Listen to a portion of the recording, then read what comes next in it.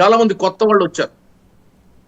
అంటే ఒక్కసారి నెగ్గేస్తే శాశ్వతంగా పదవిలో ఉంటాం, ఇదే లాస్ట్ ఎన్నిక, మనం సెటిల్ అయిపోయాం, ఇది పర్మనెంట్ జాబ్ అనే ఒక అవగాహన లేమి చాలా మందికి ఉంది. గతంలో జగన్మోహన్ రెడ్డికి వాళ్ళ ఎమ్మెల్యేలు కూడా ఇదే 30 ఏళ్ళు మేమే 30 ఏళ్ళు మేమే 30 ఏళ్ళు మేమే అని చెప్పారు.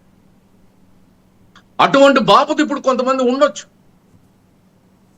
వాళ్ళకి ఇటువంటి పిచ్చి పిచ్చి ఆలోచనలు రావచ్చు, తద్వారా ఈ వ్యతిరేకత వాళ్ళు మూట కట్టుకోవచ్చు. మీరు అన్నారు కొరికిపుడి గురించి చెప్పారు, ఎస్, జగమెరిగిన సత్యం అది.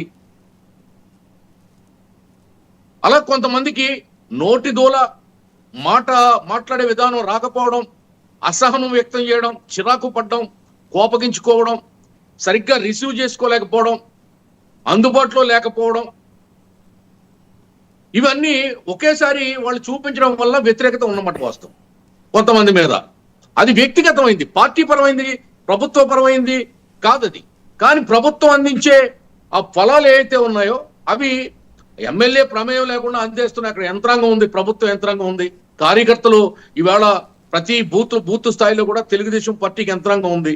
ఇప్పుడు పింఛన్లు కానీ ఇతరత్ర సంక్షేమ పథకాలు కానీ డెవలప్మెంట్స్ కానీ అన్ని అందరూ. ఇవాళ రోడ్లు జగన్మోహన్ రెడ్డి ఆడుదాం ఆంధ్ర, నాడు నేడు లాంటి ప్రోగ్రామ్స్ పెట్టి అక్కడ ఏమి అభివృద్ధి చూపించాడో నాకు తెలియదు, కానీ రంగులు, నాడు నేడులో రంగులు ఉన్నాయి, ఆడుదాం ఆంధ్రలో అయితే ఏమి లేవు, కాగితం పడవలు ఉన్నాయి, అక్కడ పేడలు గోడ కొట్టిన పిడకలు ఉన్నాయి, ఇంకేమి లేవు అక్కడ. కానీ ఇక్కడ అలా కాదు, ఏదైతే 1000 కోట్లు కూడా రోడ్లకి జగన్మోహన్ రెడ్డి కేటాయించలేకపోయాడో 3 నెలల్లో రోడ్లు వేసాం ఇక్కడ 1000 కోట్లతో.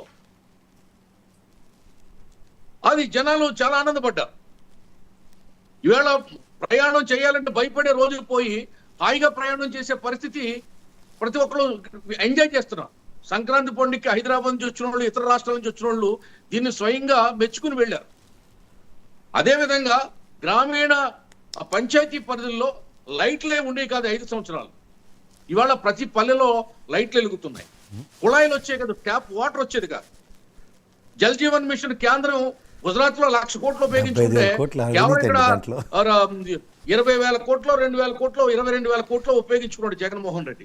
దాన్ని మళ్ళీ పవన్ కళ్యాణ్ గారు మోడీ గారితో మాట్లాడి దాన్ని పెంచుకుని 2027 వరకు 8 వరకు దాన్ని పెంచి దాని నిధులు సాధించడం జరిగింది.